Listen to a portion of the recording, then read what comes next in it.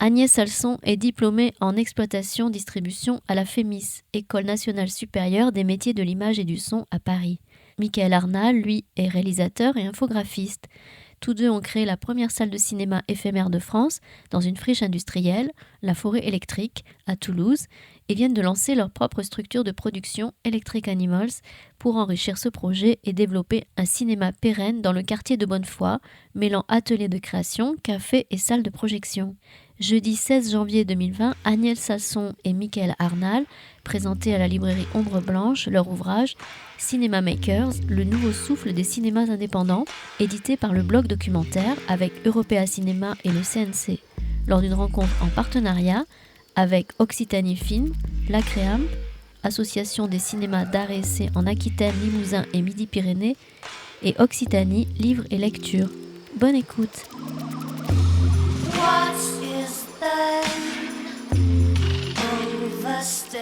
Bon alors, ce soir, c'est la version avant le Brexit, la présentation du livre Cinema Makers. Donc, comme disait Agnès, après le Brexit, il faudra enlever les pages consacrées aux 2 cinémas anglais qui sont dans ce livre. Mais bon, voilà, c'est du mauvais humour, mais les Anglais n'en manquent pas non plus. Donc, bon, on pourrait presque leur souhaiter finalement de rester en Europe uniquement pour continuer de figurer dans ce beau livre dont...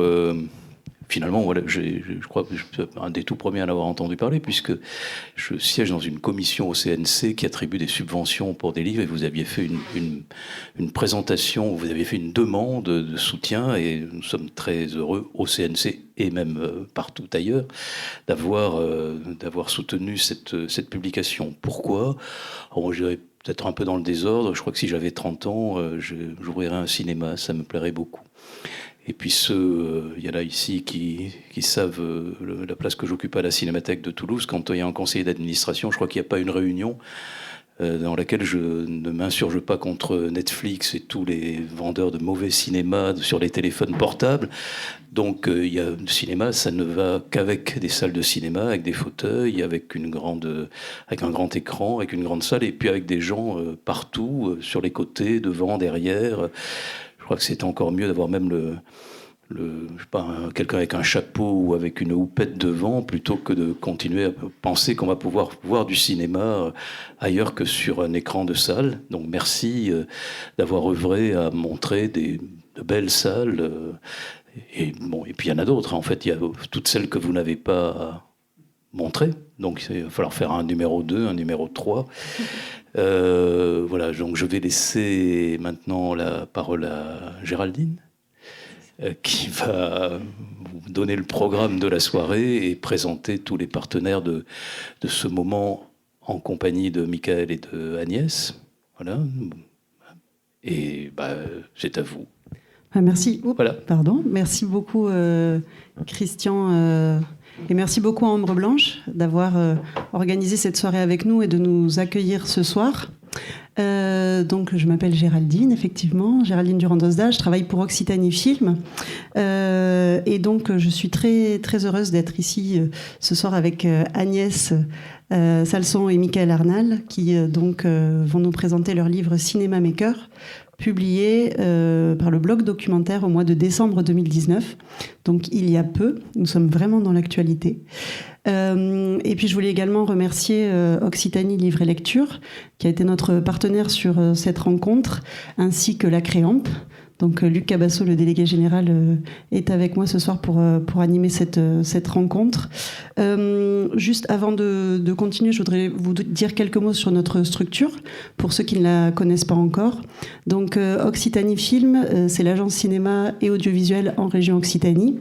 Nous avons 2 tutelles, la région et l'État. Et donc, notre mission, c'est de valoriser et de soutenir la filière audiovisuelle et cinéma en région Occitanie, ce que nous faisons à travers 4 missions: attirer et accueillir les tournages, valoriser et accompagner les professionnels, mener des actions d'éducation à l'image et favoriser la diffusion des films en lien avec la région. Je vais peut-être te laisser, Luc, te présenter la Créamp, et puis après on va enchaîner avec nos invités. Merci Géraldine, merci de nous avoir conviés et invités à participer à cette rencontre autour du livre d'Agnès et Michael. La Créampe, c'est une association de salles de cinéma de proximité. À Réessé, sont 80 salles de cinéma en région Nouvelle-Aquitaine, mais très majoritairement en région Occitanie. Je tiens à ce terme, moi, de salle de proximité, puisqu'il est double. C'est à la fois proximité géographique et un maillage territorial très étroit en Occitanie, et nos camarades de l'autre association régionale qui est la CIRN pourraient également en témoigner. Et de proximité parce que notre structure s'efforce de créer du lien entre les spectateurs et les salles qui, concernant nos adhérents, sont très majoritairement des mono-écrans en milieu rural. On a l'habitude de dire que le cinéma, c'est parfois la dernière lumière qui s'éteint dans le village. Et c'est vrai qu'on essaye à travers nos actions qui portent sur la diffusion, le soutien aux films régionaux, le jeune public, notamment, nous sommes co-coordinateurs avec nos camarades du Festival d'Alès, du dispositif lycéens et apprentis au cinéma en Occitanie, qui est soutenu par la région et la DRAC. Donc tout cet ensemble d'activités qui permet justement de vivifier et d'animer le tissu territorial au plus profond des territoires pour faire que la diversité culturelle, les œuvres, elles aussi de proximité, existent. Et justement, moi, ce livre, il m'a aussi beaucoup intéressé par la somme des idées, des initiatives qui existent et qui peuvent justement vitaliser un réseau comme le nôtre, puisqu'il y a beaucoup d'idées et beaucoup d'expérimentations que vous allez nous présenter. On avait pensé peut-être juste très rapidement, avant de vous laisser la parole, vous donner à voir, même si ce n'est pas le sujet de cette rencontre, quelques chiffres et quelques éléments issus du bilan CNC 2018, qui est le dernier en date sur l'Occitanie. Et vous pouvez voir qu'il y a un parc d'établissements à Réessé très important, 70%. Qui représente près de la moitié des écrans et qui représente plus du tiers des séances. C'est quelque chose d'assez, là aussi, exceptionnel et qui garantit là aussi la diversité des œuvres et des approches en complément d'autres types de cinéma et d'autres propositions. Tous ces éléments, vous pouvez les retrouver sur le site du CNC qui est riche en statistiques et en data visualisation. Si ça vous intéresse, c'est toujours intéressant de voir où on se situe. Je pense qu'on est surtout là pour entendre Michael et Agnès, à qui je cède immédiatement la parole. Et je vous laisse vous présenter vous-même, parce que vous êtes peut-être les mieux au courant de qui vous êtes. Donc, je m'appelle Agnès Salson. Je te présente aussi, je nous présente ensemble. Michael Arnal. On a démarré, en fait, on va vous en parler là, on a fait ensemble un tour de France des cinémas, puis un tour d'Europe, où on est parti à la rencontre des salles qui se réinventent en vue d'ouvrir notre propre salle. Avec Michael, on s'est rencontrés il y a plus de 10 ans, avec déjà ce rêve en tête, avoir un lieu dans lequel on diffuse des films, mais aussi un lieu dans lequel on en fabrique. Michael est réalisateur, artiste 3D. Moi, j'ai étudié l'exploitation et la distribution à la FEMIS. Et c'est à ce moment-là, en fait, qu'on a décidé de partir à la rencontre des salles de cinéma pour s'en inspirer avant d'ouvrir notre propre lieu. Mais on va laisser peut-être à Géraldine et Luc, après, le temps de nous poser des questions et on vous expliquera tout ça plus en détail. Oui, alors j'en profite juste pour souligner que Agnès et Michael viennent du Gers. Donc c'est une soirée, n'est-ce pas, sous l'emblème de la région. D'ailleurs, je salue la présence de membres de la Direction de la Culture et du Patrimoine ce soir. Je crois que Benoît Caron est parmi nous et peut-être Stéphane Marchetti ou pas encore. Petite parenthèse. Donc voilà, sous le signe de la région. Et donc il se trouve que vous venez donc, enfin que à Auch, dans le Gers, il y a la salle Ciné 32 qui a été classée parmi les 5 plus belles salles d'Europe par Le Monde il y a quelques mois. Et autre petite fierté régionale, le réseau Cinéco qui a eu le prix de la salle innovante du CNC. Donc voilà, c'était juste une toute petite parenthèse avant de partir donc sur les routes avec vous. Donc Ciné 32, ça fait une bonne transition puisque donc vous me disiez c'est la première salle que vous avez visitée en faisant votre tour de France des salles de cinéma, parce qu'effectivement avant le tour d'Europe des salles de cinéma, il y a eu le Tour de France en 2014 avec la publication d'un livre, un autre livre, Rêver les cinémas demain. Et donc voilà, je voulais que vous peut-être nous dire quelques mots. Pourquoi déjà, d'où est venue l'idée d'aller à la rencontre des salles de cinéma en France, et voilà, si vous pouvez nous parler un petit peu de cette aventure. Ok. On est parti en fait. L'idée, elle venait de notre envie des gens en fait d'ouvrir un lieu.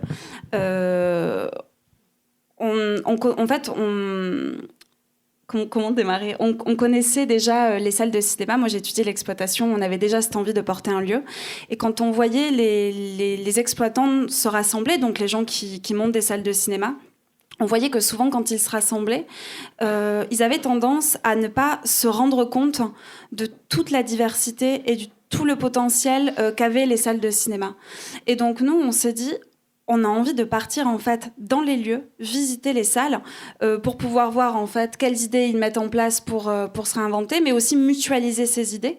Parce que si elles nous intéressent, nous, en vue d'ouvrir un lieu plus tard, elles vont sûrement en intéresser d'autres. Et c'est comme ça qu'a démarré le Tour de France. C'est très synthétique. On est parti tout un été. On est parti en 2014, en juillet, août. Tout un été, visiter une centaine de salles avec un van. Donc on est parti voilà, vraiment sur un road trip. Et en effet, on a démarré à Auch, parce qu'on est originaire d'Auch, et qu'on trouvait ça tout naturel de démarrer par là ce road trip. Qu'est-ce qu'on pourrait dire de plus sur ce Tour de France ? Simplement, en fait, que ce qui était important pour nous, c'était de se concentrer sur tout ce qui était positif, en fait, ce qui était assez novateur, on va dire, à l'époque, parce qu'effectivement, quand on allait dans les conférences autour de l'exploitation, pour essayer de se renseigner, se dire bon, comment on va monter un lieu, etc.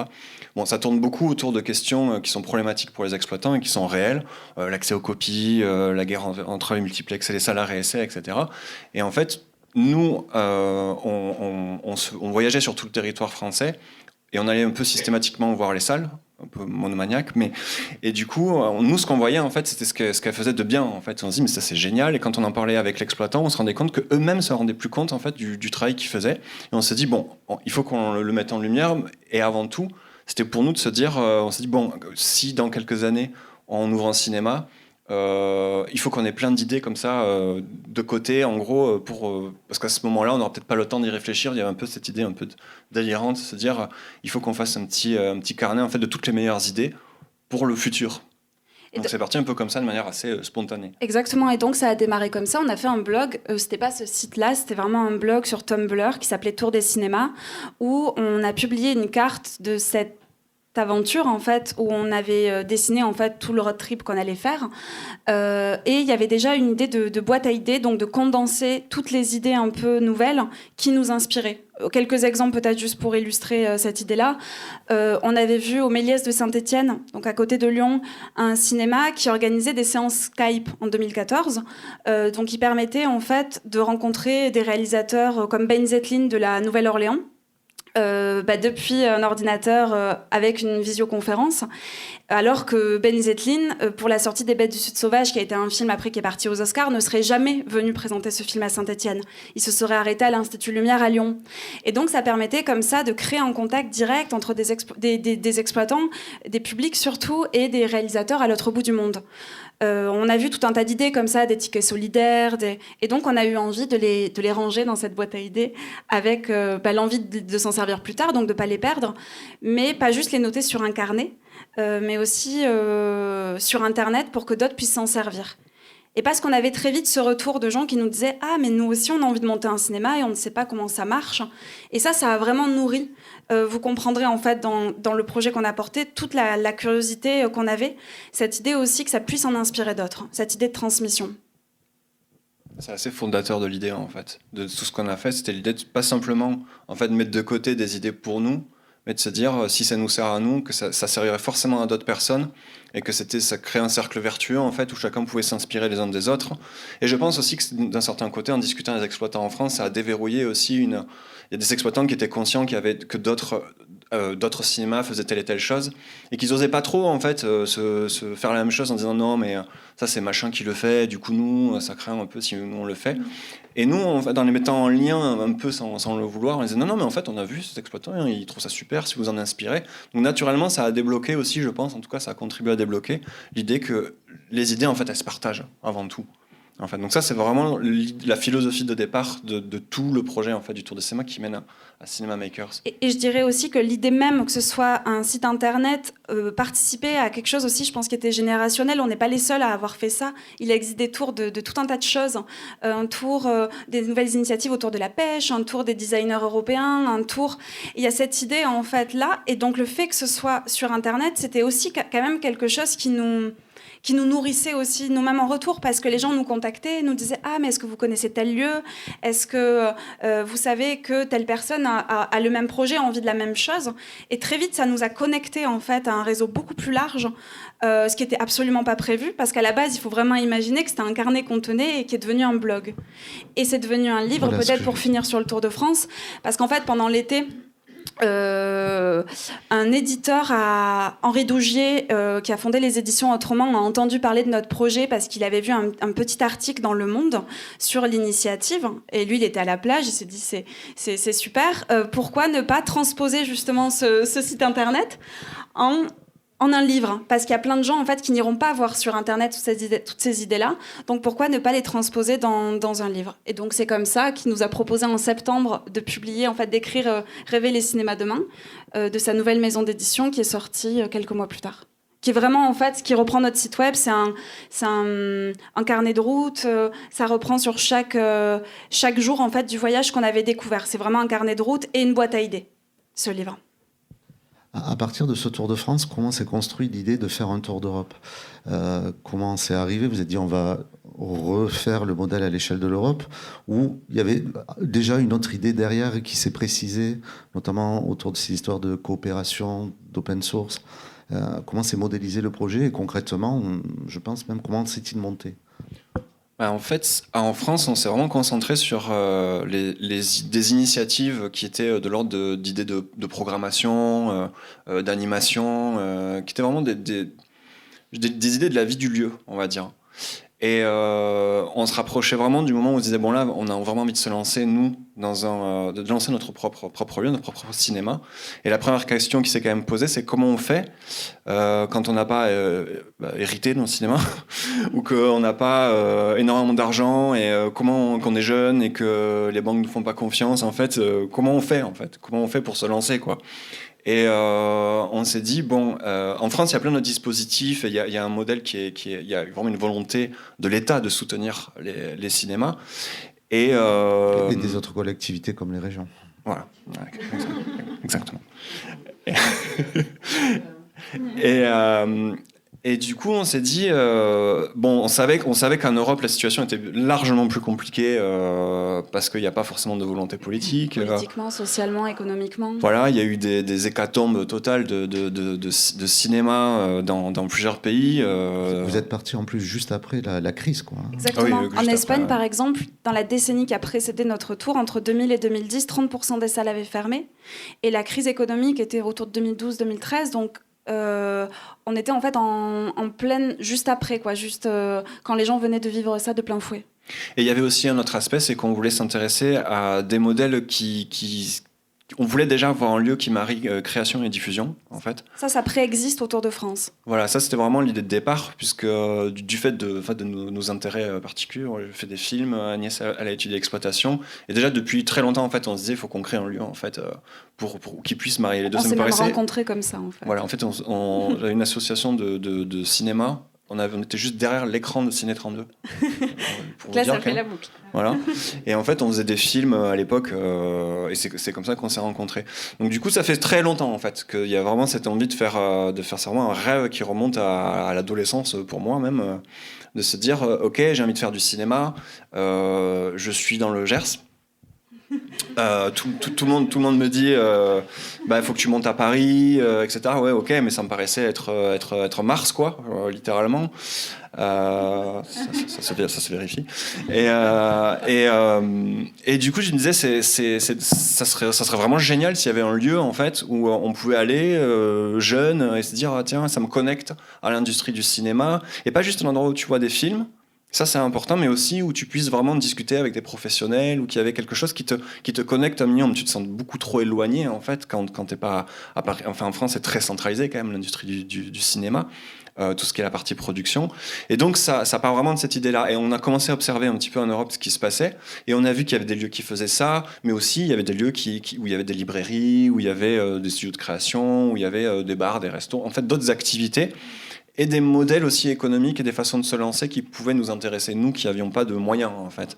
Donc c'était ce qu'on a étudié en France, c'est vraiment des idées, et en Europe, c'est plutôt des modèles, en fait, de vraiment les histoires vraiment en entier des cinémas, quoi.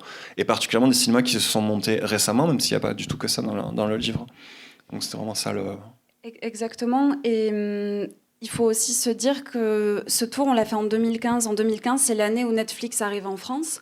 Et donc, on se pose cette question, après avoir justement parcouru pendant un été avec un van tous ces cinémas en relevant des idées pour faire une boîte à idées, on décide quand même de structurer ce projet, le problématiser en se projetant aussi beaucoup plus dans l'avenir, à la fois pour questionner un modèle qui nous permet nous-mêmes de lancer un cinéma, mais aussi de se dire à quoi ressemblera la salle indépendante de demain. Netflix arrive, ça posait aussi toutes ces questions justement de bouleversement en fait, de la salle de cinéma. La presse commençait à titrer la mort de la salle. C'est assez récurrent. Voilà, ce qui a été hyper récurrent dans l'histoire. Et donc nous, on s'est dit, il faut qu'on parte sur le terrain, étendre aussi le champ de l'exploration de la France à l'Europe pour voir dans ces nouveaux écosystèmes s'il existe encore des cinémas indépendants, c'est qu'ils ont dû trouver des idées sacrément inventives pour se réinventer. Et c'est pour ça qu'on est parti. Donc peut-être pour répondre à la question plus logistique, évidemment, ça a été beaucoup plus complexe parce qu'on passait d'un Tour de France où on avait quand même pris des rendez-vous et on avait organisé ce tour-là à sillonner dans toute l'Europe. Donc on a commencé... par aller voir les institutions en leur parlant du projet, les institutions du cinéma. Et en parallèle, on a décidé de monter une campagne de crowdfunding, c'est-à-dire de financement participatif, et de proposer aux gens qui nous avaient suivis sur le Tour de France de financer, enfin en tout cas de participer au financement de ce Tour d'Europe. Et aussi de nous aider en fait, c'est-à-dire qu'on est allé voir les institutions, donc le CNC, Europa Cinéma, qui sont déjà en lien avec les cinémas, et on a aussi demandé aux gens qui étaient déjà dans notre communauté, qui commençaient à s'élargir avec le Tour du cinéma et le Tour de France, de nous recommander en fait des lieux. Parce que nous, on en avait repéré sur Internet. Il y a eu tout un processus quand même de sélection, de se dire où c'est qu'on va voir ces lieux. Est-ce qu'il y a des lieux qui commençaient à peine à exister, voire qui étaient encore en travaux, en fait. Plein de lieux nous ont contactés en nous disant on vient d'ouvrir ou on va ouvrir, on a entendu parler de votre projet, est-ce que vous voulez qu'on vous parle de notre démarche? Parce qu'il y avait déjà des réseaux sociaux, un blog, une communauté. On avait déjà plus de 1000 personnes qui nous suivaient, qui étaient des gens qui s'intéressaient aux salles de cinéma. Donc ça a très vite circulé. Et ce financement, en effet, via cette campagne de crowdfunding, ça nous a permis de financer nos passes Interrail. En fait, ce crowdfunding, on a levé quasiment 10 000 euros. Surtout, en parallèle, ça nous a permis de demander aux gens de participer au logement, c'est-à-dire de nous loger. Un soir sur 3, on est parti pendant 6 mois. Un soir sur 3, on a dormi chez l'habitant. Ça nous a aussi permis d'étendre justement... les lieux sélectionnés. Et puis, on s'est retrouvés avec des lieux à visiter dans tous les pays d'Europe.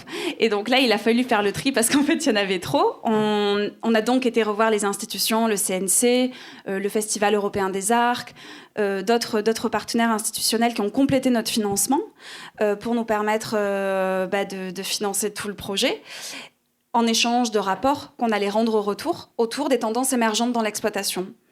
Et donc, nous, on a trouvé ça super, ce financement, parce que le fait d'avoir comme ça un financement public, disons, et privé, avec des gens, ça nous permettait d'être connectés à des demandes, de transmettre, en fait, tout ce qu'on voyait, mais aussi d'être connectés à une industrie, donc de pouvoir rendre des rapports plus professionnels, de répondre justement à cette question autour des tendances émergentes dans l'exploitation, aussi pour un public, disons, plus professionnel.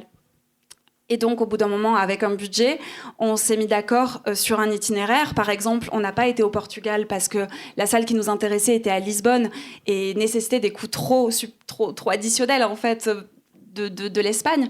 Et donc, on a dessiné comme ça un parcours assez cohérent qui nous permettait de voir non seulement les pays, justement, qu'on connaît traditionnellement comme ayant une forte fréquentation cinématographique, je pense à l'Angleterre, au Royaume-Uni, à l'Allemagne, mais aussi des pays comme la Bosnie, la Serbie, la Croatie, la Slovénie. On avait très envie de pouvoir découvrir à la fois des pays du Sud, des pays du Nord, des pays de l'Est, toute une diversité aussi de territoires européens. Donc voilà, c'est ce qu'on a cherché à faire et c'est comme ça qu'on a fait notre sélection. Ça a été 6 mois de travail. Ça, c'est la version simple du voyage, en fait. Oui, parce qu'en fait, par exemple, en Pologne, on s'arrêtait dans 5 villes. Donc ça, c'est vraiment la version par pays. On a fait 60 villes. Donc, voyons... Voilà. Vous nous avez épargné, quoi. Vous avez épargné. Donc moi je voulais revenir sur le titre, donc Cinema Makers. Donc dans le livre vous expliquez que Makers c'est un concept de construire soi-même et de partager. Donc j'imagine, vous faites peut-être référence, et je vais montrer une petite photo là juste après, au fait que beaucoup de salles plusieurs salles que vous avez visitées ont été vraiment construites physiquement par le public. Donc comme on le voit là au Numax à Saint-Jacques-de-Compostelle. Mais j'imagine que ça va au-delà de ça. Est-ce que vous pourriez nous, en rapport avec les salles que vous avez vues, d'où vous est venu ce concept de Cinema Makers? Tu me laisses répondre. En fait, ce qu'on a surtout remarqué, c'est qu'on s'intéressait déjà au mouvement maker. Le mouvement maker, c'est vraiment faire soi-même, quoi. En gros, se réapproprier aussi un savoir qui a été, entre guillemets, perdu par la société industrielle, on va dire. C'est-à-dire qui fait qu'on achète des produits qui sont déjà tout finis. Et là, en fait, c'était ce qu'on a observé. En fait, ça s'est fait au fur et à mesure du voyage. On a constaté qu'il y avait vraiment une philosophie commune, en fait, qui se dégageait quand même sur tous ces lieux. C'est que les gens, en fait, mettaient vraiment la main à la pâte. C'est-à-dire qu'il y a littéralement des cinémas qui ont effectivement été construits par les spectateurs, en fait, qui étaient invités à participer à tout le processus de fabrication. Et aussi, je crois, de manière plus large par rapport à nous.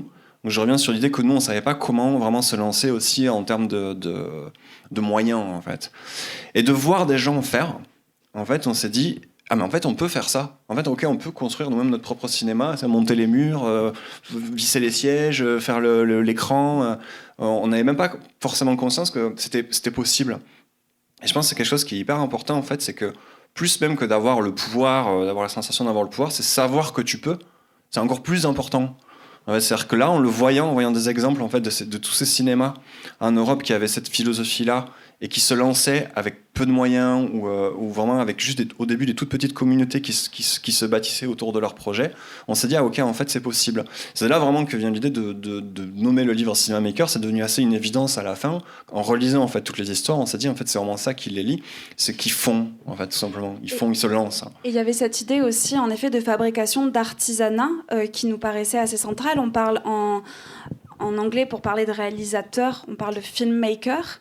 Et on trouvait ça très chouette de pouvoir, justement, dans des cinémas qui, pour nous, mélangent justement la diffusion et la création, pouvoir appeler ça des cinéma makers, en se jouant aussi de... quelque part, cette double signification. C'est l'idée de fabriquer des cinémas et de fabriquer aussi un mouvement de cinéma et des films aussi. Parce que pour nous, les deux sont connectés. Plus on a visité ces lieux, plus ça nous est apparu évident que comme les théâtres, qui sont des lieux dans lesquels on peut voir des films, voir des pièces. Je suis bloquée. C'est un peu monomaniaque. Hein. On vous l'a dit, hein. Voir des pièces et que des artistes participent à leur création. On envisage la salle de cinéma de la même manière, comme des lieux dans lesquels on voit évidemment des films, c'est l'usage qu'on en connaît, l'usage des spectateurs, mais aussi qui pourrait être un potentiel lieu naturel qui agglomère des talents sur des territoires. Et donc ça, on l'a aussi vu, et c'était ce double sens, ce sens maker qui est un courant aujourd'hui de fabrication autour des Fab Labs et de nouveaux lieux qui émerge, mais aussi cette idée de lier la création et la diffusion.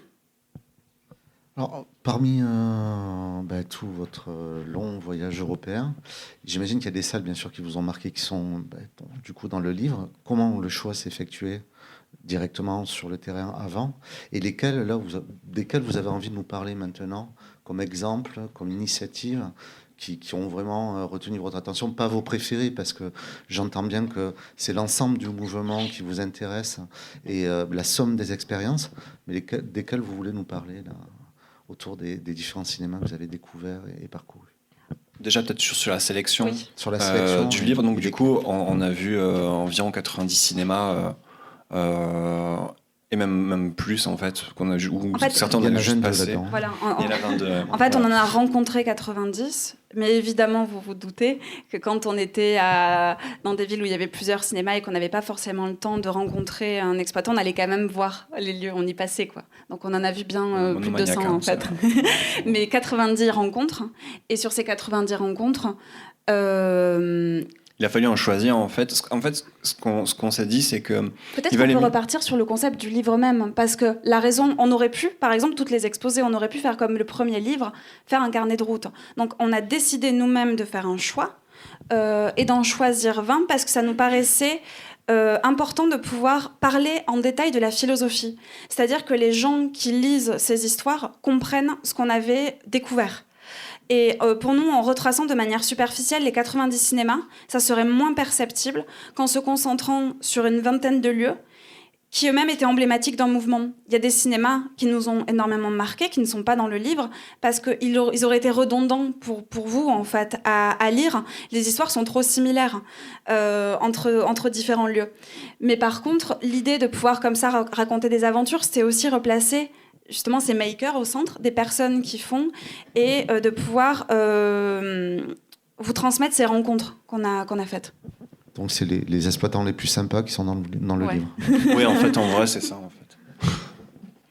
Et donc sur quelle salle, justement à partir de celle-là, on pourrait peut-être commencer à feuilleter des exemples ou certains que vous voudriez mettre en avant là maintenant. Peut-être pour rebondir sur la notion justement de maker, on voulait vous parler du Numax, qui est la première salle de cinéma qu'on a visitée en Europe. Donc à Saint-Jacques-de-Compostelle, on a démarré le tour à Irún, dans le Pays Basque, et on a pris le train pendant plus de 8 heures, le premier jour. Et on est arrivé à Saint-Jacques-de-Compostelle et c'était notre premier lieu.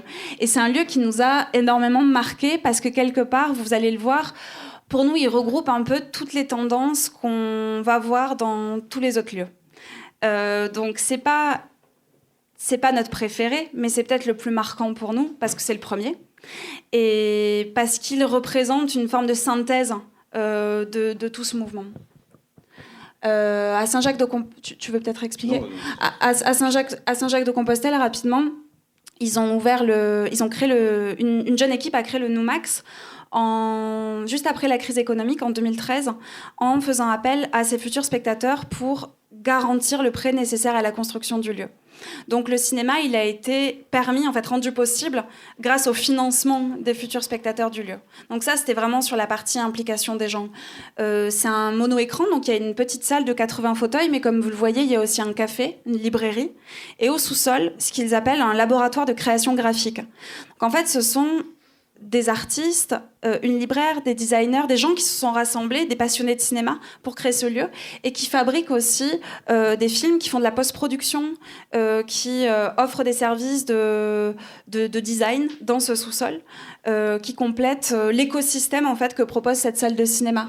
Et ce qui était assez incroyable, c'est que dès la première année, le cinéma, il a explosé en fait les attentes. Il a dépassé les 30 000 spectateurs, ce qui est énorme pour un petit mono-écran, d'autant plus dans une ville comme Saint-Jacques-de-Compostelle, où tous les cinémas indépendants avaient disparu durant la dernière décennie. Est-ce qu'on a des choses à rajouter sur le Numax, si on veut être... Voilà. Ouais, mais c'est C'est dans le Bon, livre. on va pas passer la nuit dans le Numax, mais... Non, mais moi, je voulais peut-être vous... Pardon, excuse-moi, vas-y. Juste, je dirais qu'en fait, ce qui est étonnant, c'est qu'il y a toutes ces activités-là. Il faut vraiment voir. On le voit. Là, il y a eu juste une photo, mais il y a plus de photos dans le livre. Mais c'est un tout petit lieu. En fait, c'est ça qui est vraiment génial et marquant, c'est que tu rentres, c'est vraiment un lieu de proximité. C'est-à-dire qu'il est en plein dans la ville, il n'est pas dans la périphérie. C'est un lieu qui est vraiment où les gens en fait qui ont participé. Juste, je préciserai, c'était pas du crowdfunding, c'était vraiment ils ont garanti le prêt. C'est-à-dire que c'est pas juste ils ont avancé l'argent ou ils ont garanti le prêt auprès de la banque. Donc ils ont dû, eux, faire une campagne extrêmement transparente sur comment allait fonctionner le lieu, les salaires, la philosophie, la programmation, plutôt cinéma indépendant du coup. Il faut imaginer que comme ça, ils ont levé plus de 500 000 euros, ce qui leur a permis de faire appel à des architectes et de construire la salle de manière tout à fait professionnelle. Quand on en parle là, le Numax, c'est une salle qui est équipée de projecteurs professionnels, qui est à la pointe et qui s'est construite grâce à ces spectateurs. Et c'est une coopérative aussi, c'est ça que je voulais rajouter juste. Eux, c'était vraiment... La coopérative, c'est quelque chose qu'on va retrouver beaucoup, en fait, dans tous les nouveaux modèles. C'est de repenser aussi, en plus, juste du modèle d'exploitation et de cinéma, de comment ils fonctionnent, en fait. Comment les équipes travaillent, en fait, dans ces lieux. Et aussi, concrètement, ce qui nous a marqué, c'était, je pense, la proximité qu'on a eue, en effet, avec l'équipe de cette salle. C'était une très jeune équipe qui avait vécu à Barcelone et qui avait décidé de se réinstaller à Saint-Jacques-de-Compostelle, là où ils étaient originaires, pour créer ce projet. Et je pense qu'on s'est senti de suite très proche aussi d'une philosophie, d'une génération, à se dire, en fait, c'est possible. Si en Espagne, en 2012, pendant la crise économique, ils arrivent à créer des lieux si riches, et si c'est possible, et ça veut dire qu'ils ouvrent une brèche, ils ouvrent une voie sur un nouveau modèle. Donc on s'est vraiment dit ce premier jour, ce modèle, quelque part, on avait déjà la réponse, on pouvait rentrer, on pouvait monter un cinéma, parce qu'ils nous avaient transmis cette sensation qu'on le pouvait aussi. Et c'est vraiment ce qu'on cherchait en Europe. Et justement, je voulais vous demander donc par rapport à ces salles, donc c'est vrai que parmi entre guillemets je dirais pas les recettes, mais les manières que vous avez vraiment soulignées de faire vivre ces salles, il y a des choses donc vous avez remarqué qui vous ont marqué. Il y a effectivement l'implication du public, donc pas seulement dans la construction du cinéma, mais aussi dans la programmation, enfin dans beaucoup d'étapes dans la vie du cinéma. Il y a les lieux de créativité, il y a les lieux de convivialité. Donc est-ce qu'il y a des salles qui pour vous sont vraiment l'exemple typique de voilà, c'est le lieu de créativité idéal, enfin des choses qui vraiment pour vous, le Numax, on l'a bien compris, ils ont un peu tout, mais est-ce qu'il y en a certaines voilà qui ont quelque chose dont vous aimeriez nous parler? Alors, on a choisi justement quelques salles qui sont pour nous emblématiques un peu de chacune de ces tendances. La première, Cinéma América Occupato, elle est vraiment symbole d'une implication forte des spectateurs, justement. Pour nous, aujourd'hui, un cinéma doit être connecté à ses spectateurs comme plus que des gens qui vont voir des films, comme une communauté, comme des gens qui participent à un projet. Je dirais même juste, là je fais une toute petite digression, mais que le rapport des gens qui tiennent les cinémas en fait en Europe, la tendance ils l'ont tous répété dans tous les pays, dans toutes les salles, c'était l'idée de pair à pair. C'est-à-dire qu'ils disaient tous, avant tout, nous on est des spectateurs en fait. On est des spectateurs qui avons décidé de partager notre passion pour des films. Et c'est un rapport en fait qu'on a retrouvé partout, qui pour moi est assez symbolique aussi de peut-être la génération aussi Internet, aussi de se dire qu'on a l'habitude de se recommander des choses en fait de manière assez spontanée, différemment d'une vision un peu plus verticale, on va dire, qu'on peut retrouver dans des salles un peu plus classiques. Et là en fait, le cinéma América Occupato, après, c'est vraiment un cas très particulier parce que c'est un cinéma occupé. C'est-à-dire qu'en gros, c'est une bande de jeunes, et jeunes, c'est vraiment 20 ans, genre maximum quand ils ont commencé, qui se sont rendus compte en fait qu'à Rome, il y avait beaucoup de cinémas qui avaient fermé et qu'ils n'avaient pas de lieu culturel pour eux. En fait, c'est-à-dire qu'ils se rendaient compte qu'au final, il y avait un certain mépris quand même de la jeunesse de la part des politiques dans la ville, et que ils n'avaient pas d'endroit pour se retrouver, d'autres lieux que pour faire la fête. Par exemple, ce qu'ils disaient, si tu veux aller dans une boîte, c'est sûr, tu vas trouver, mais pour tout ce qui était juste partage culturel, il n'y avait pas vraiment d'endroit. Et ils ont regardé en fait tous les lieux qui étaient inoccupés, ils se sont dit, on va occuper ce cinéma, dans le cinéma América, un cinéma qui était abandonné depuis des années. Qui était voué à devenir un complexe d'appartements. Donc il y a deux choses qui ont motivé un, c'était maintenir l'activité du cinéma, et deux, Valerio, qui est vraiment la figure de ce mouvement, était amoureux d'une fille qui habitait au coin de la rue. Donc quand il a été question de choisir le cinéma, il a choisi celui le plus proche de cette fille. Donc ça, c'est pour les Italiens, quoi. C'est pour l'anecdote, mais ils ont donc décidé d'occuper ce cinéma, mais ils ont mis un point d'honneur à le rénover pendant l'occupation, et ils ont surtout mis un point d'honneur à convaincre les gens du quartier, les familles, les personnes âgées de venir en fait avec eux pour que ce soit un lieu public. Donc après plusieurs semaines où ils ont organisé des pique-niques, ils ont fait un travail dans le quartier, ils ont réouvert ce lieu qui a tenu pendant plusieurs années. Ils ont eu un soutien du président de la République, de Nanni Moretti, Paolo Sorrentino, qui ont proposé de racheter ce lieu pour eux. Le propriétaire a refusé, et finalement ils ont fini par être expulsés du bâtiment, et ils ont décidé d'ouvrir la boulangerie sous le cinéma et la transformer en un lieu de projection. Ils ont fini également par être expulsés, ils ont décidé d'occuper les places publiques en accueillant, encore une fois, en étant soutenus par des réalisateurs et des réalisatrices italiennes et internationaux, jusqu'à réouvrir un des plus grands drive-in d'Europe quand on les a rencontrés justement en 2015.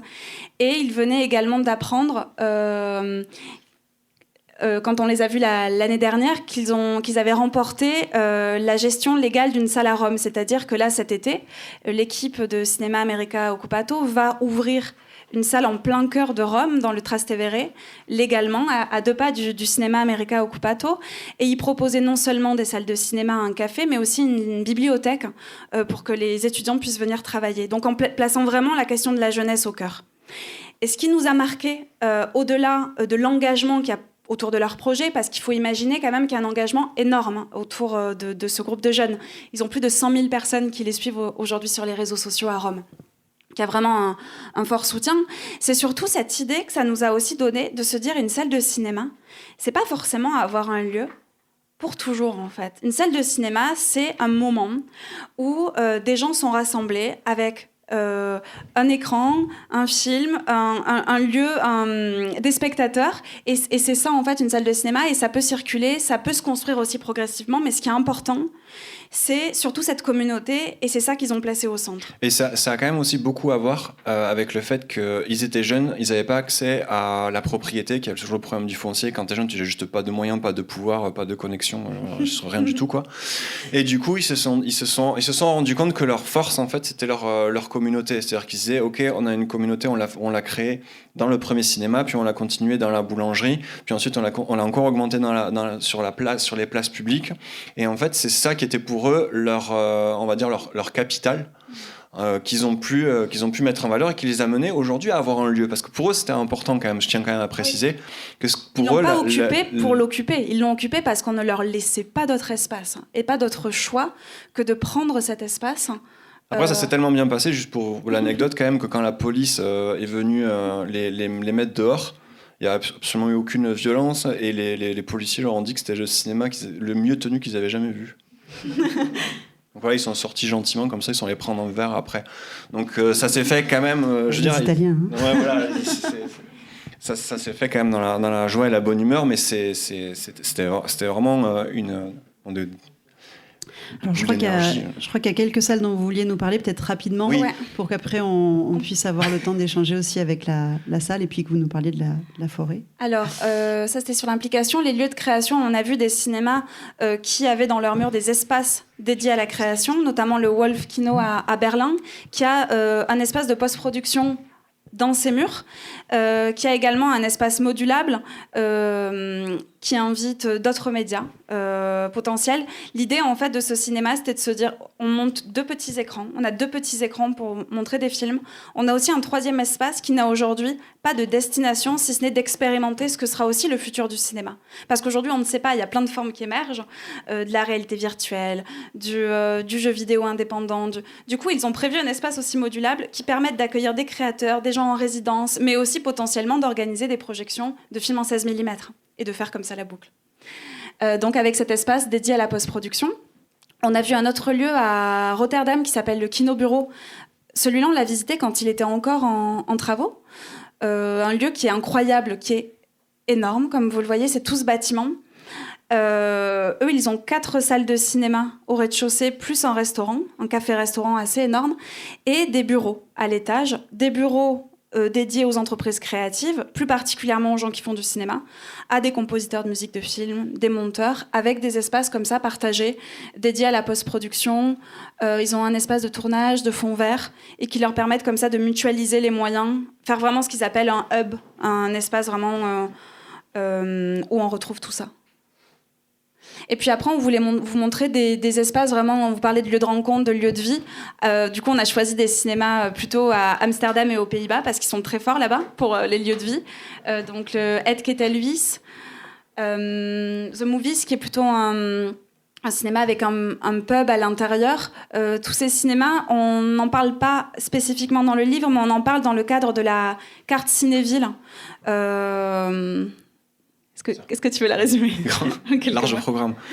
Comment faire synthétique? En gros, ce qui s'est passé, c'est dans les Pays-Bas, en fait, il s'est passé ce qui se passe à peu près partout. Hein, c'est que les multiplex ont commencé à diffuser des films indépendants à réessai, qui étaient traditionnellement destinés, qui étaient traditionnellement montrés dans les films à réessai, et ils avaient la carte illimitée. Ils avaient une carte illimitée. Et donc, ce qui s'est passé, c'est qu'il faut savoir qu'à Amsterdam, il y a 14 salles de cinéma. Il y en a peut-être une de plus maintenant.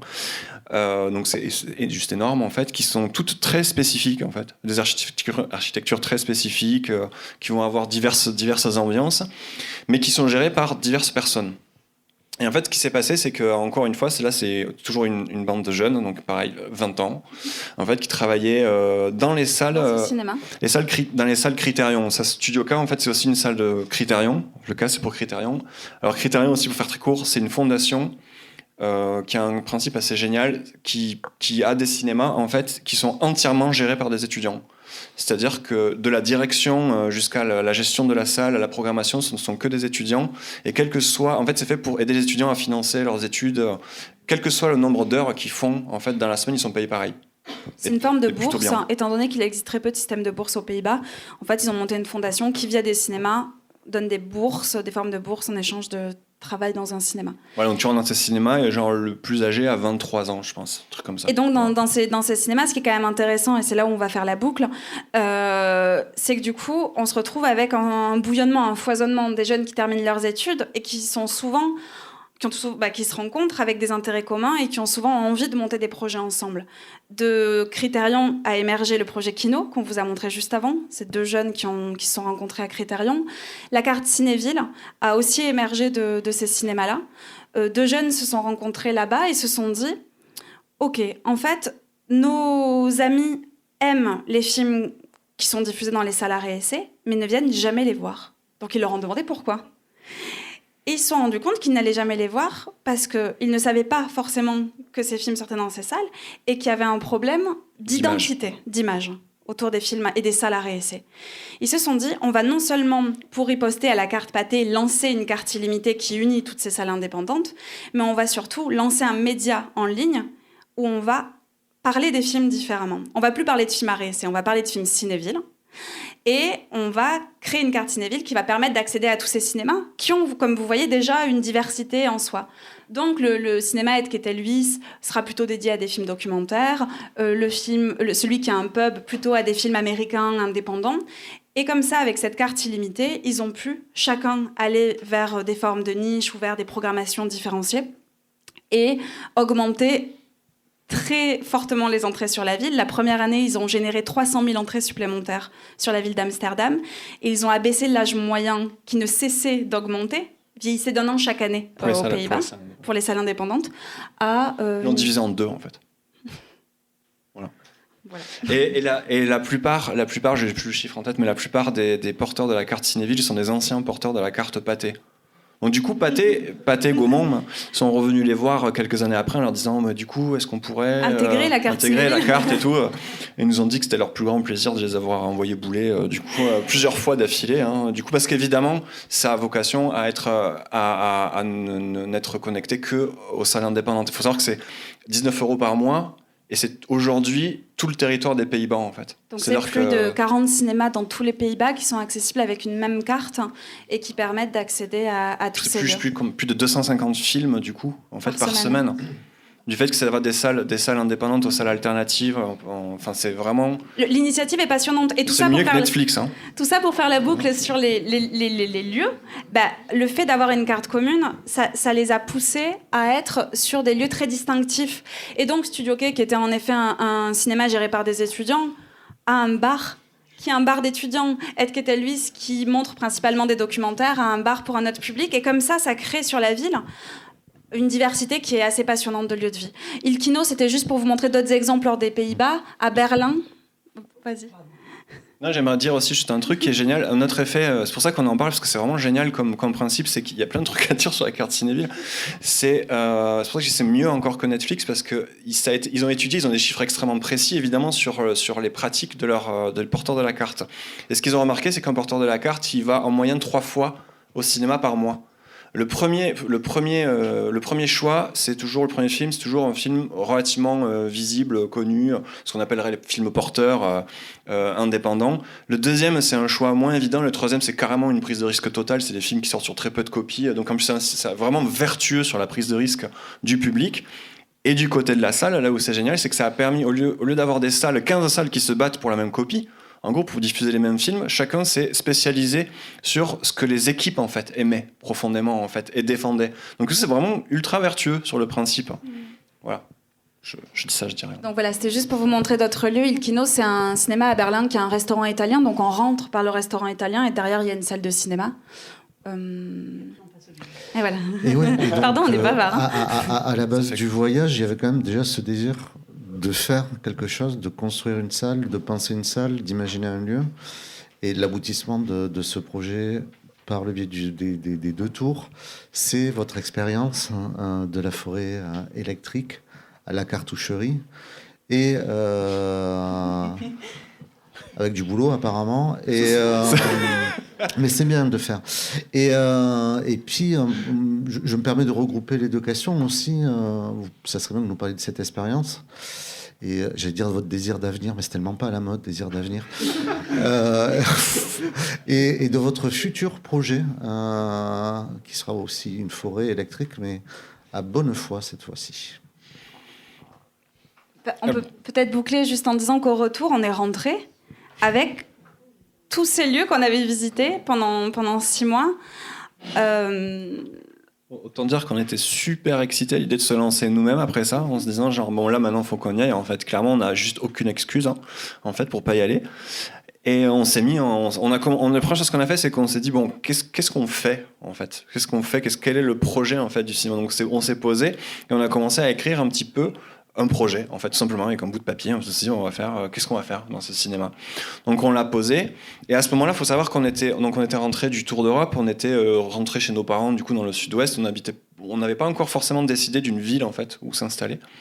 On lorgnait quand même pas mal déjà sur Toulouse, en fait, en vérité. Et on s'est rappelé d'un truc, surtout que toutes les salles de cinéma toutes les équipes nous ont dit, c'est que quand ils ont lancé leur propre salle, en fait, ils se sont souvent revenus. Le Noumax, par exemple, ils vivaient à Barcelone, ils sont revenus à Saint-Jacques-de-Compostelle.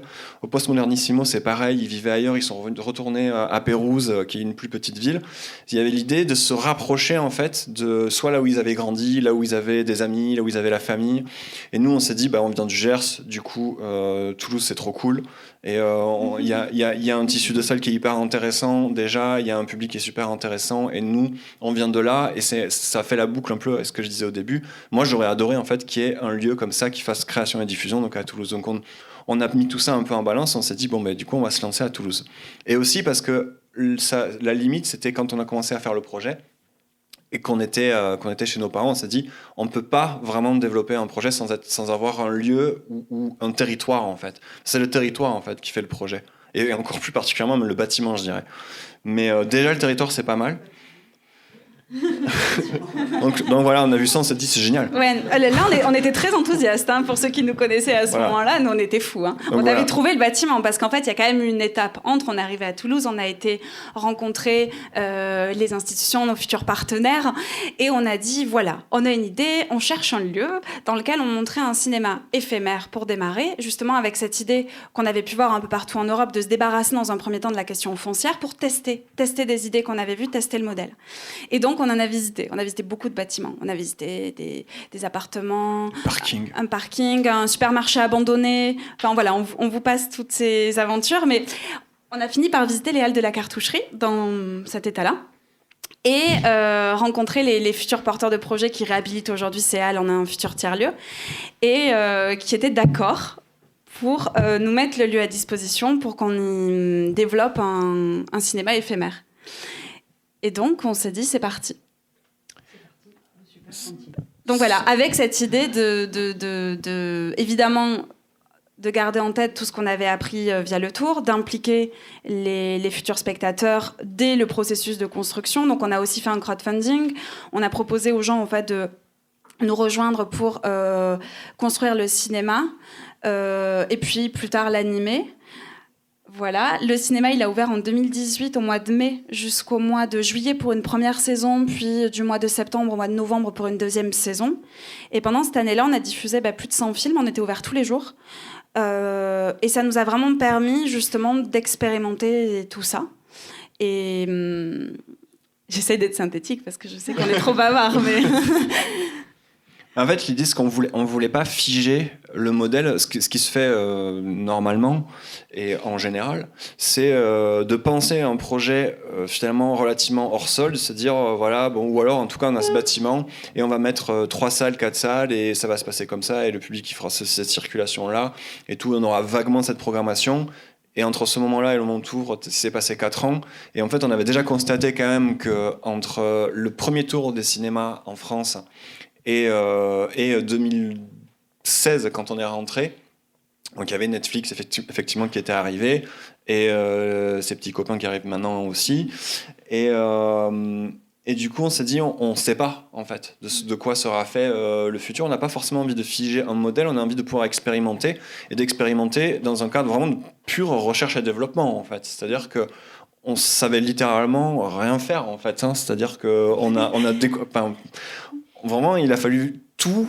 On a appris en faisant. C'est-à-dire que jusqu'à l'électricité, en fait, genre, il a fallu tout faire, en fait. C'est vraiment tout penser. Alors, et c'est là qu'on a eu des gens formidables qui nous ont aidés sur les super chantiers, qui sont arrivés avec leurs connaissances, qui nous disaient comment on fait du coup pour monter les sièges. Je sais pas. Moi, je pense qu'on va plutôt faire comme ça. Vas-y, hein, on y va. Ils sont surtout arrivés avec leur enthousiasme, parce qu'il faut imaginer qu'on était face à 1000 contraintes à ce moment-là. On a voulu donc monter un cinéma. On vous passe les détails, mais en France, pour monter un cinéma, il y a une réglementation justement énorme. Avec voilà, une homologation nécessaire pour pouvoir diffuser des films dans un circuit commercial. Ce que nous, on voulait. On tenait à être une salle de cinéma. On tenait à travailler avec des distributeurs de films, à pouvoir montrer des films nouveaux, des films anciens, à pouvoir organiser des événements autour. On voulait être une salle de cinéma. Et du coup, on s'est heurté à toute cette réglementation. Et dans un même temps, des gens sont venus à nous avec cet enthousiasme de comprendre déjà le projet et de dire on veut aussi un nouveau cinéma. Et donc nous, ça nous a donné beaucoup d'énergie et c'est ça qui a réellement rendu le projet possible. C'est à partir du moment où il a été ouvert à cette communauté que le cinéma il a existé. Parce que déjà on l'a construit ensemble et qu'après ils nous ont surtout aidés à le gérer tous les jours parce qu'on n'avait pas imaginé une seconde l'ampleur du projet, même d'un cinéma éphémère. Donc voilà, on a diffusé une centaine de films, on a travaillé avec plus de 50 distributeurs, on a eu cette homologation, on a ouvert un bar et puis on a... C'était la première fois qu'en France, une salle éphémère était homologuée. Ils n'ont rien compris au CNC. Là, vous êtes sûr? Oui. Mais ça y est, enfin, ils l'ont je pense qu'ils ont compris le principe du modèle. Et le principe du modèle, c'était vraiment cette idée de tremplin, de pouvoir aussi expérimenter en faisant, de pouvoir impliquer des gens dans ce processus-là. Et pour nous, l'éphémère était un concept qui faisait vraiment sens et qui fait encore vraiment sens aujourd'hui pour des gens qui voudraient développer des projets. C'est l'idée de pouvoir tester soi-même, justement en se débarrassant de la question foncière, mais surtout pouvoir montrer en fait ce qu'on voulait faire en fait, parce qu'on avait beau dire on veut faire un cinéma et montrer d'autres types de films et avoir tel type d'ambiance, ça ne veut rien dire si c'est écrit sur du papier. Il faut l'expérimenter. Et donc voilà. Il faut expérimenter les salles vides et les salles combles. Et voilà. Et vous avez trouvé un autre lieu donc. Et donc. Ouais. À la suite de cette expérience, enfin, vous verrez, on en parle dans l'épilogue, on a dû démonter ce cinéma parce que ce qu'on n'avait pas vraiment anticipé avec l'idée d'éphémère, c'est qu'il y a une fin à cette expérimentation. Donc ça, c'est le plus compliqué parce que c'est évidemment pas ce qu'on voulait. Les gens me disaient, oui, mais c'était une volonté d'être éphémère. Non, en fait, on nous aurait donné un lieu. Dès qu'on est arrivé à Toulouse, on l'aurait pris, en fait, ce lieu. Du coup, il a fallu démonter ce cinéma et expliquer au quartier, aux gens du quartier, qu'on allait partir. Donc ça n'a pas été un moment évident. Et à la suite, on a fait la rencontre de Geoffrey Barrault, qui est là, qui est un jeune architecte, et qui nous a proposé de rejoindre une équipe sur les projets Dessine-moi Toulouse. Dessine-moi Toulouse, c'est un appel que la ville de Toulouse a fait sur des projets d'urbanisme, des lieux vides pour leur proposer une nouvelle vie. Et donc, il nous a proposé de rejoindre un projet dans le quartier justement de Bonnefoy, sur le site de la Pujade, où il y a plusieurs bâtiments. Dans cette halle. Qui fait 1000 mètres carrés et dans lequel on a proposé de développer un cinéma. Donc on a remporté l'appel à projet aux côtés de plein d'autres partenaires. On sera dans un site où il y aura donc ce cinéma qu'on va vous présenter, mais aussi un pôle d'économie sociale et solidaire avec plus de 100 salariés à l'horizon de 2024 qui travaillent autour du recyclage du vélo, du réemploi, du recyclage de livres et de plein d'autres thématiques passionnantes. Ouvrira juste en face également un habitat partagé et notre cinéma qui se développe, qui se pérennise. Donc là, c'est pour toujours. C'est plus du tout éphémère, avec cette idée, comme on le souhaitait dès le départ, de mêler la création et la diffusion. Donc avec à la fois un espace de rencontre par lequel on rentre, de café-bar, d'accueil, de salles de cinéma, un espace modulable et des espaces de création dans lesquels on puisse fabriquer des films, inviter d'autres artistes en résidence et puis vraiment avoir comme ça tout un écosystème. Donc à la suite de cet appel à projet, on a créé notre propre studio de création qui s'appelle Electric Animals, qui est vraiment complètement relié à la forêt électrique, pour pouvoir préfigurer ce futur projet. Tu veux le... Et donc en fait, dès le moment où on a les clés du lieu, en fait, parce qu'on n'a pas les clés pour l'instant. Dans quelques semaines. Ça arrive. Probablement ce mois-ci. Super impatient. Et la première chose en fait qu'on va faire en dehors de quelques travaux de réhabilitation, en fait, c'est de vraiment se concentrer de la même manière qu'on a beaucoup testé la diffusion dans les halles de la cartoucherie. On va beaucoup plus tester la création en fait sur cette préfiguration là, avec notamment la réalisation d'un court-métrage cette année qui est un court-métrage pilote pour une série en fait qui sera fait donc cette année, pour laquelle on a eu le soutien de la région d'ailleurs. Et une série de science-fiction. Et ça sera notre premier projet. Que dire de plus après, sans rentrer dans les détails Sans rentrer dans les détails, vous nous poserez peut-être des questions sur le projet. On a envie de préfigurer. Donc l'idée, c'est que juste peut-être dire que le futur lieu ouvrira en 2024 pour coller aussi à la temporalité de tout le projet heureux, où l'habitat participatif, le pôle ESS, tout ça va ouvrir en même temps. Nous, on n'avait pas envie d'attendre 2024 ou 2023 pour lancer les travaux. Donc, en effet, on va préfigurer la création. On va aussi ouvrir le lieu pour faire des rencontres, des workshops, avoir vraiment comme ça une forme de permanence qui sera ouverte très régulièrement pour pouvoir vous permettre de découvrir le projet, aussi de l'inventer avec nous et puis de le faire évoluer, parce qu'en fait c'est toute l'idée. L'idée c'est que là on propose en fait quelque chose à l'horizon 2024, mais on a jusqu'à 2022-2023 pour figer tout ça, donc on peut encore inventer plein de choses dans ces murs, le faire évoluer, et c'est toute l'idée justement, c'est de ne pas partir avec une idée arrêtée et de pouvoir laisser à ce projet, bien qu'il ait un cadre très défini aujourd'hui avec un nombre de fauteuils, des activités quand même qu'on a envie d'y développer, mais aussi lui permettre de s'adapter. On a un peu de temps pour donner la parole à la salle, et je me propose d'être le porteur de micro s'il y a des questions, des commentaires autour du livre, autour du projet. Et Bonjour. J'avais une question par rapport à comment vous avez procédé pour l'écriture du livre. Est-ce que, parce que vous avez parlé de carnet de notes, j'imagine, ou ce genre de choses, et en même temps, entre la création du livre et puis au moment où vous l'avez vécu, il y a eu quelques années, et je me demandais... Tu veux dire techniquement? Pas techniquement, mais vous, comment dire? Non, mais si on peut expliquer qu'en fait, on avait publié sur notre site internet des articles pendant le projet sur chaque cinéma, très synthétique, où on expliquait un peu la philosophie. Et donc, on a repris évidemment cette base, on a repris toutes nos notes et on a surtout refait des interviews. L'idée de chaque salle, c'était à la fois de pouvoir revenir sur ces rencontres, mais aussi les enrichir pour que ça donne pour chaque lieu une cartographie, non pas de quand on les a rencontrés, mais d'une philosophie qui tient encore aujourd'hui. Donc, en effet, ce projet, on l'a fini en 2015, on est rentré en 2016. On souhaitait l'écrire au retour, en 2016. Et puis, le projet de la salle s'est précipité et a pris le pas. En effet, on a reçu le prix du livre cinéma du CNC. Et donc, finalement, on a décidé d'écrire le livre après avoir fait ce cinéma éphémère, ce qui nous a permis de revenir sur les expériences, de réinterviewer, en fait, tous les cinémas, et d'être non pas sur une photographie, mais sur quelque chose qui retranscrit plutôt l'ADN de ces lieux, leur philosophie, ce qui nous a inspirés. Et après, concrètement, on l'a écrit à 4 mains. On écrit sur Google Drive. Du coup, il y en a un qui écrit, l'autre qui peut relire, qui peut annoter. Mais c'était aussi, on s'est posé la question en fait de comment transmettre du mieux possible aussi tout ce qu'on avait vu. Un site internet, ça a ses limites aussi.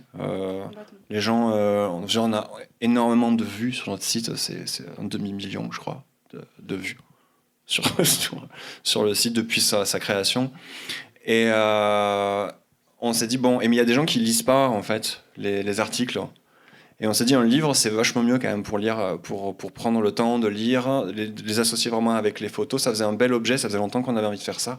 Et on s'est dit que c'était aussi l'occasion de revisiter les articles qui étaient déjà écrits, accessoirement de finir ceux qu'on n'avait pas finis aussi. Et de transmettre une fois qu'on avait eu fait La Forêt électrique, parce qu'il faut voir que La Forêt électrique, c'est vraiment l'aboutissement en fait, logique du tour des cinémas.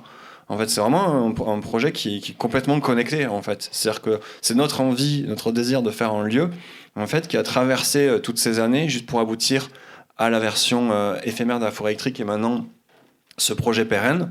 Et on s'est dit, c'est un bon moment aussi pour partager tout ce qui nous a inspiré, pour aussi que ça ne devienne pas caduque, ce que je ne pense pas qu'il soit le cas, en fait. C'est-à-dire que la philosophie qu'il y a derrière n'a rien à voir avec quelque chose genre, de l'ordre d'une technologie qui serait périmée au bout de... Je veux dire, ce livre, je pense, ce qui est dit, le phénomène d'envie, en fait, des gens qui ont créé ces lieux, ça sera toujours valable, en fait, dans 50 ans. Enfin, je veux dire, c'est pas du tout lié à une technologie en particulier, ou même une époque. Et d'ailleurs, si on voit l'histoire de la salle de cinéma à travers le temps, je veux dire, on lui a annoncé sa mort 10 fois à la télé, genre Internet, le piratage, le machin, bon, ça n'en finit pas de mourir. En fait, ça continue d'exister parce que il y a quelque chose de très simple, en fait, c'est que et ce qu'on a vu aussi avec La Forêt électrique, c'est que les gens, ils ont en fait besoin de se rassembler. En fait, il y a vraiment, c'est quelque chose qui était frappant. Nous, on le sait puisqu'on est aussi un public et on aime aller dans la salle de cinéma. Mais il y a vraiment un besoin, contrairement à le côté atomisé un peu. C'est bien, hein, Netflix, j'exagère tout à l'heure. Bon, ça existe, c'est une pratique qui existe, mais c'est une pratique qui est plutôt solitaire. Et ça crée pas forcément une connexion sociale en fait aux gens. On va dire en tout cas, il n'y a pas cette expérience de la salle qui est vraiment singulière, et de la salle au sens large en fait maintenant. C'est ça qu'on a. Je dirais qu'on n'avait pas forcément envie de référencer justement le cinéma pour le cinéma. C'est-à-dire que souvent les gens nous renvoyaient des beaux cinémas en se disant eux ils vont voir tous les cinémas super façade, art déco, etc. C'est quelque chose qui focalise pas notre attention ou notre intérêt. Nous, ce qu'on avait envie de voir, c'était des gens qui avaient la flamme en fait. Et donc souvent on nous a dit comment vous avez choisi des lieux, des jeux qui nous faisaient envie en fait, des lieux dans lesquels on irait. On avait envie de rencontrer les gens qui étaient derrière.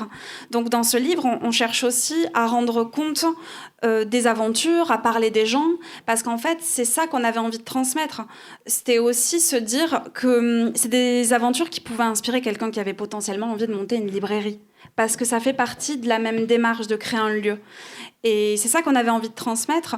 Donc nous, la salle de cinéma, ce qui nous excite dedans, c'est pas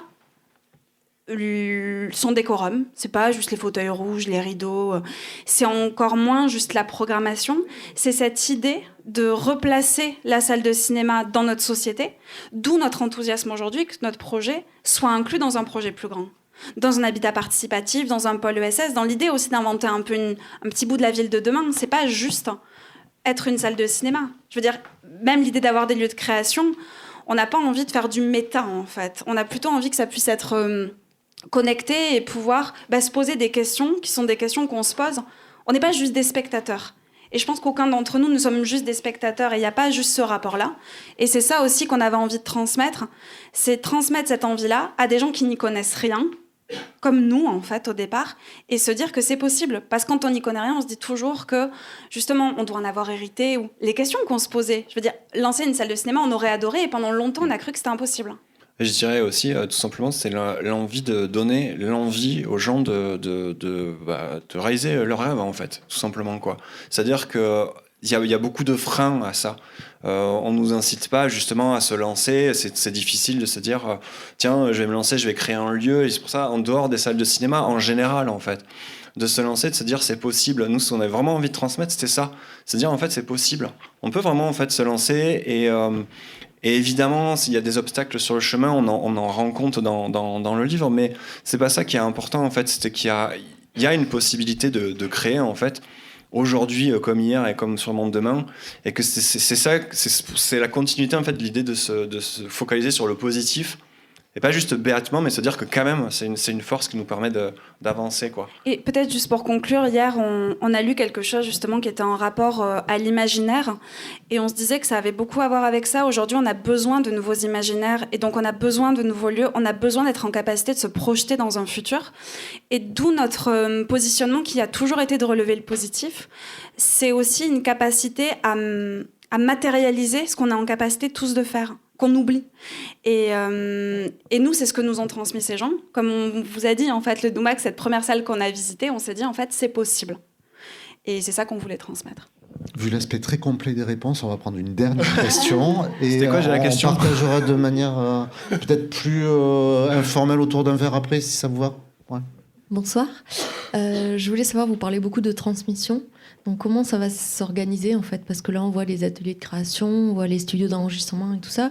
Est-ce que vous aurez votre équipe? Est-ce que vous formez des gens? Comment vous faites venir les gens que vous allez former peut-être juste pour être synthétique, ça c'est le plan. On vous a juste mis la phase 3 en 2024.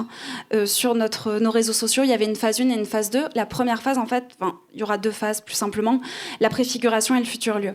Pendant la préfiguration, on va proposer déjà d'ouvrir le lieu. Donc tout ça sera très clair. On va refaire un site internet très prochainement où il y aura toutes ces informations, comment participer au projet, comment visiter le projet quand il sera ouvert. Dans le futur lieu, plus concrètement, il y aura en effet une équipe de salariés. Et il y aura la potentialité de participer, soit en tant que partenaire, soit en tant que bénévole, et ça sera aussi précisé. On va essayer de rendre ça un maximum lisible, justement, ces prochains mois sur le projet, pour que les gens puissent le rejoindre et puis aussi découvrir ce lieu en cours de construction. Pour le moment, on est vraiment dans ce processus où on est en train de le construire. On arrive au bout, on est presque à un moment où on va pouvoir retransmettre ça à nouveau et on a hâte en fait, on a hâte de pouvoir vous montrer tout ce qui est prévu et puis vous inviter à construire aussi ce programme à nos côtés, puisque c'est l'idée. On informe en haut lieu qu'on peut prendre une autre question. Bonsoir. Vous avez, moi j'avais une petite question au niveau de tous les interlocuteurs que vous avez eus pendant votre tour d'Europe des cinémas. Est-ce que vous avez gardé des contacts? Et notamment, vous avez beaucoup parlé sur tout ce que ces rencontres vous ont apporté, mais est-ce que votre livre ou votre site, tout ce que vous en avez tiré de ce tour d'Europe des cinémas, est-ce que les gens que vous avez rencontrés ont été inspirés par le livre ou ce que vous avez produit? Voilà, merci. Alors oui, on les a re-rencontrés pour présenter ce livre à Lisbonne. On a présenté ce livre en avant-première à un public plutôt de salles de cinéma indépendantes de toute l'Europe. Et donc c'était très marrant parce que plus de la moitié des salles du livre étaient réunies. Et du fait de la présence d'un objet en commun, on a été boire un verre en fait pour célébrer ça, et elles se sont rencontrées. Et ça, c'était formidable de voir ces salles qui ont une telle proximité, qui se connaissent. Certaines se sont rencontrées. Il y a eu un appel à projet lancé par l'Union européenne il y a quelques mois. Elles nous ont appelées ou elles ont été sur notre site se mutualiser elles-mêmes entre elles pour collaborer. Donc en effet, ça a provoqué ça. On voit dans les festivals internationaux où elles se rendent souvent, Berlin, Cannes, que pour le coup aujourd'hui elles se contactent, celles qui sont dans le livre, et d'autres ont tendance à les contacter aussi parce que d'un coup le Numax par exemple a reçu énormément de contacts suite à la publication de notre article, parce que c'était le premier article qui était traduit en anglais et en espagnol, et donc tous les gens qui voulaient monter un cinéma en Europe sous forme de coopératif, comme c'est dur de trouver des informations, tout le monde contactait le Numax, d'autant plus qu'on avait mis leur mail. Donc oui, je pense que ça a participé d'une connexion. Aujourd'hui, on réfléchit aussi tous ensemble, puisqu'on est une même génération, on réfléchit à formaliser aussi ça. Mais ça se formalise déjà lors de ces rencontres. Par exemple, vous verrez, il y a un cinéma à Barcelone qui s'appelle le Zoomzeg, qui est un nouveau cinéma qui s'est monté il y a quelques mois, et avec qui on a déjà envie de créer des ponts, puisqu'on est à Toulouse, on n'est pas très loin, donc d'imaginer des choses. Et de la même manière, des choses se sont tissées comme ça entre d'autres lieux. Donc ça, je pense que c'était vraiment la partie la plus enthousiasmante, de voir que des choses se passent au-delà du projet. De la même manière qu'après le Tour de France, un jeune Italien nous avait contactés parce qu'il voulait monter un cinéma en Italie et il voulait savoir s'il pouvait reprendre toute l'architecture de notre site. Donc on lui a donné les codes pour qu'il puisse tout récupérer, et il a monté un projet qui s'appelle Giro des cinémas, c'est la traduction de Tour des cinémas, et ça fait 3 étés qu'il part faire un tour des cinémas et qu'il est en passe de monter aussi lui son propre lieu. Donc il y a quelque chose qui est hyper enthousiasmant de ça, de l'idée que ça permet aussi à d'autres après de se connecter ou de monter leur projet, sachant que nous-mêmes on s'était inspiré d'autres projets pour monter celui-là. Donc ouais, la génération internet aussi, je crois. En fait, on va continuer de manière informelle. Si vous le voulez bien, on va vous offrir un verre, puisqu'apparemment, c'est la manière de rencontrer des gens, de boire des coups. C'est tout à fait ça. Bon, je crois qu'on va poursuivre dans le mouvement. Et je te laisse, Géraldine, pour un mot de conclusion. Non, juste pour vous remercier encore à tous les deux pour votre présence ce soir, pour cette superbe présentation.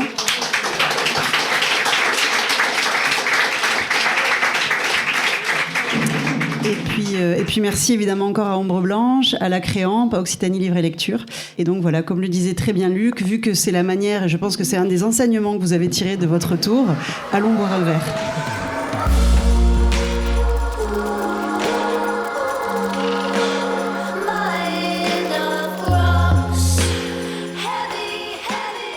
Vous avez pu écouter une rencontre avec les auteurs de Cinema Makers, le nouveau souffle des cinémas indépendants, Agnès Salson et Michael Arnal, à la librairie Ombre Blanche, jeudi 16 janvier 2020.